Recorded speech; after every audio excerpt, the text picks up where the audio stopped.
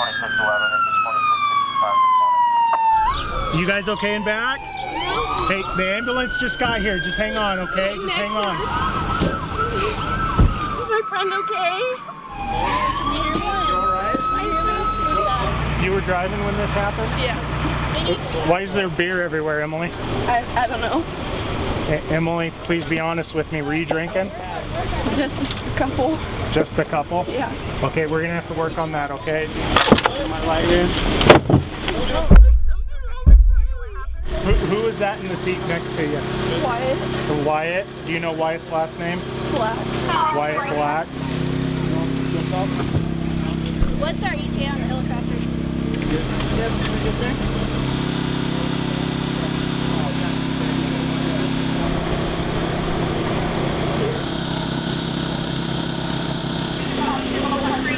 Patient behind you.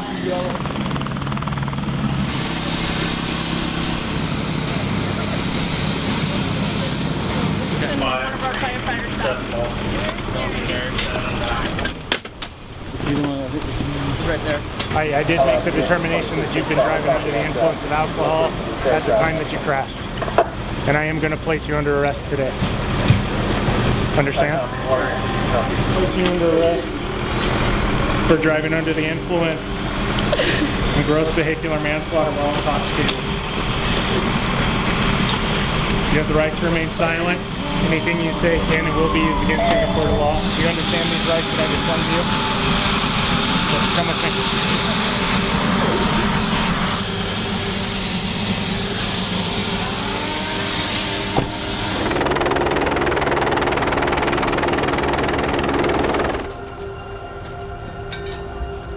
Just go ahead and ask. I got it. Go ahead and ask the nurses at the front. What's the name of this place that you're at, you know? Oh, definitely we want 2 large bore IVs for sure. Okay, so we're going to want to do some x-ray of his head and C-spine.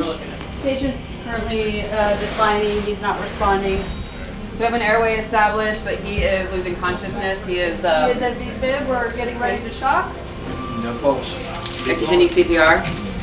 It's been 2 minutes, let's do rhythm check. We're gonna call it. I think we're going to need to call the time of death at 11:36. In the hands of Wyatt. Did everything. Lost a lot of blood.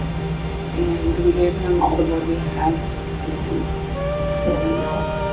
And we did everything per our protocols to save him. And I'm so sorry.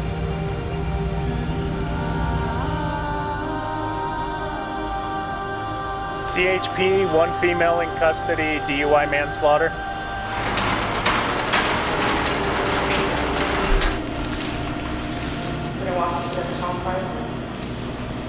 Have you been hit in the head in the last 12 hours? No. Vehicle accident in the last 12 hours? Yes. Hey officer, thanks for going to the hospital for me. So how's the other kid doing? The officer at the hospital just called me. Wyatt didn't make it. We're gonna have to charge you with 2 counts of vehicular manslaughter while intoxicated. We're gonna do the breath test now, Emily. So for this test, I'm gonna need you to take a deep breath in. You're going to blow in here as long and as hard as you can until I tell you to stop. Because you're under 21, the limit is 0.01% blood alcohol by volume. At the scene, you were almost twice the legal limit for somebody over 21. You go ahead and take a deep breath in and blow. Keep going, keep going, keep going.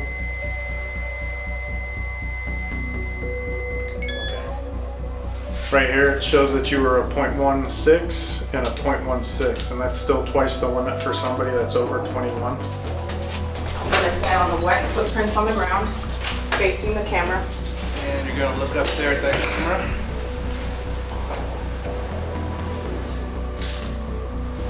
Hello, Gary. I'm at the jail.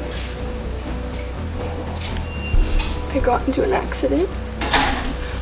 I was drinking. I killed Wyatt and Riley. Okay, bye.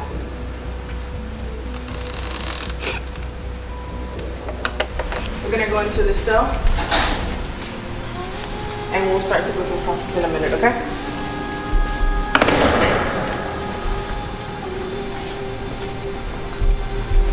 Mr. Kurtzer, thank you for coming. I'd like to introduce you to Robert there. Yeah, sorry for your loss. Sorry you had to come down here today. ID Riley for us. We've got her cleaned up as best as we can given the circumstances, and I just want you to take as much time as you need, and if you need anything, just let us know, okay? Okay.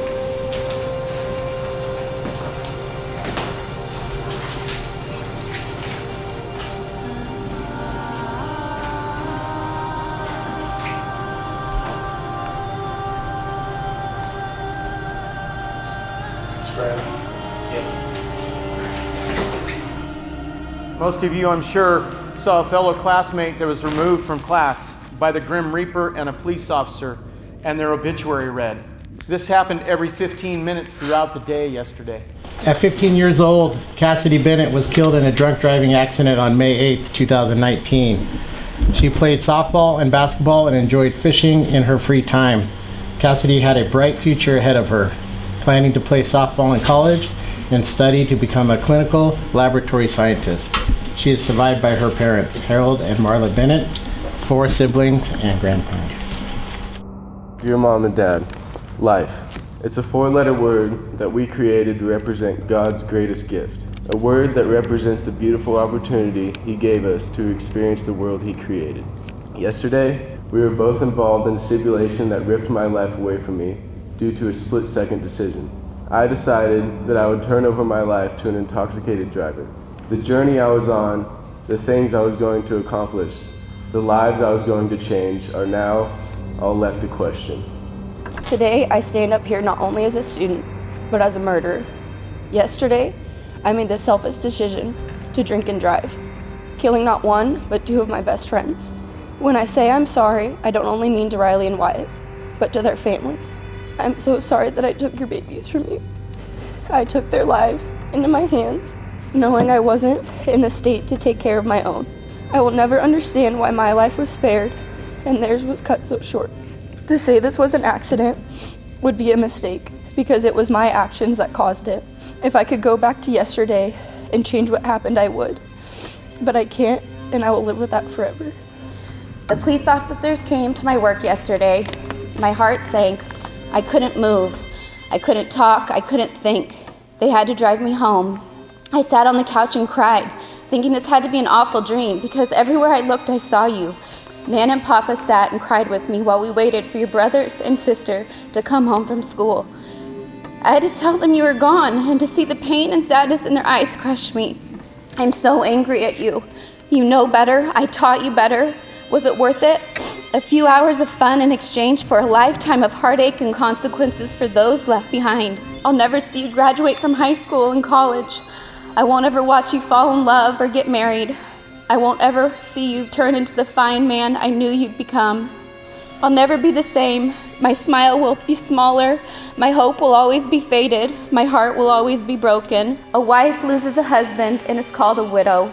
A child loses his parents and is called an orphan. There is no word for a parent who loses a child. That's how awful the loss is. To the young people still here with us, each and every one of you are a vital part of our community. When we lose even one of you, it leaves a gaping hole. I beg you, please make smart choices and stay safe, because there is no room for any more holes. Thankfully, this was a mock accident where kids get to go back to class and back to their families today. For all of the emergency response people that you saw yesterday and that are here with us today, all the firemen, ambulance, and hospital staff, chaplains, and me and my staff, for us, this too often is real. Death notifications are really made, and grieving parents really sit down to make funeral arrangements, forever being changed.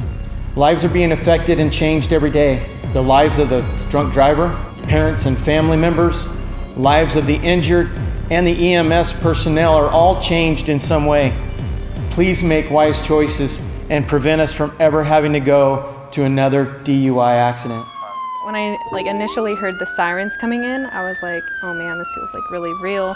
You know, I was laying on the car dead the whole time, but I could hear everything, and I could, hear Emily pleading and just Abby saying something's wrong with Riley. That gave me a really real experience. I just was crying, I couldn't, as soon as I got in the car, I was just I didn't do this, it was an accident. I couldn't speak, and my hands were shaking really bad, and I couldn't, I felt like my hands were numb, and I couldn't even open them when I got out of the car. I just felt so horrendously horrible. It felt so bad. When he arrested me, that was really terrifying. That was really scary. I didn't like that at all. And then sitting in the back of the cop car and having people look at me. There's been a lot of drunk driving accidents where we live lately, and I think that they really wanted to do it this year so that way people would put a stop to it. Show people what it's actually like to experience something like that, and hopefully it'll prevent them from making that decision themselves. Because it is something that's pretty prevalent in our community. I think it's one of the biggest issues that puts people in really bad car accidents. And having our students be able to witness that, I hope made an impact on them, and they'll remember that for hopefully the rest of their lives. I'm hoping that my classmates, take into consideration that drinking and driving is not worth it, and it could happen to you someday. As you just saw, it was a crazy experience that I feel like maybe all of us needed to see. We want this to be a very long-lasting impression, so they understand what the consequences can be for driving under the influence.